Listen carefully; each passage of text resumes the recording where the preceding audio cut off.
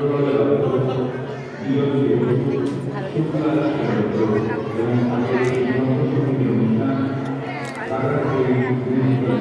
পরাচ্ছে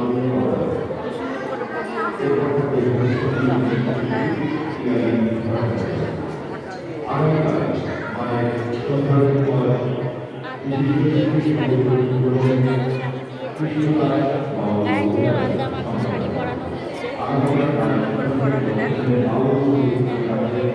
আগের যে শাড়িটা ছিল মায়ের খুলে দিলাম, এবার মাকে শাড়ি পরানো করাচ্ছে। কি চমৎকার! এরকম দৃশ্য কে দেখতে পায়? নিচে শাড়ি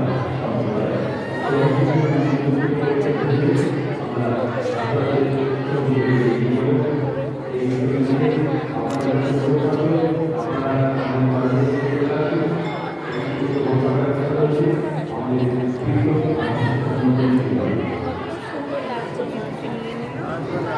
কি সুন্দর কুচি দেওয়া হয়ে গেল দেখলে। হ্যাঁ, আবার কাপড়ের ইয়ে করার আঁচলটাও দিয়ে মানে 2 মিনিটের মধ্যে পরানো হয়ে গেল মাকে শাড়ি হয়ে গেল। আর এই মন্দির সবাই ছুটে পারে।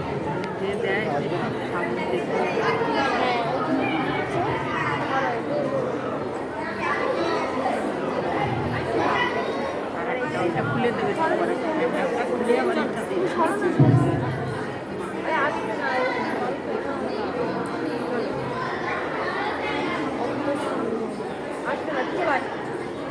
যেটা পড়ানো ছিল মানে একটা ভাঁজ করছে।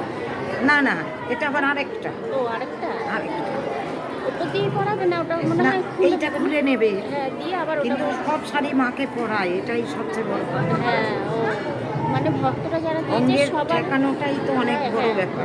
ওই দেখো আবার ওটাই ওই দেখো ওটা খুলে দেখলে।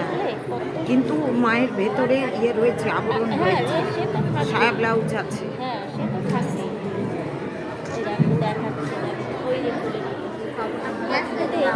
নিরাশ করে না, সবচেয়ে বড় কথা এটা যে ভক্তদের নিরাশ করে না। যে যে ভক্তরা শাড়ি দিয়েছে মাকে, সব কটা শাড়ি পরাবে।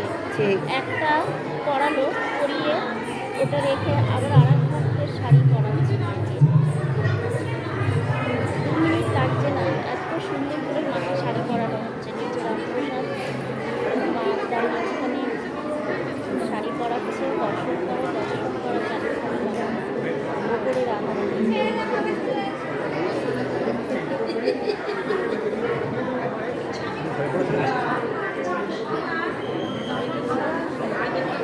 মায়ের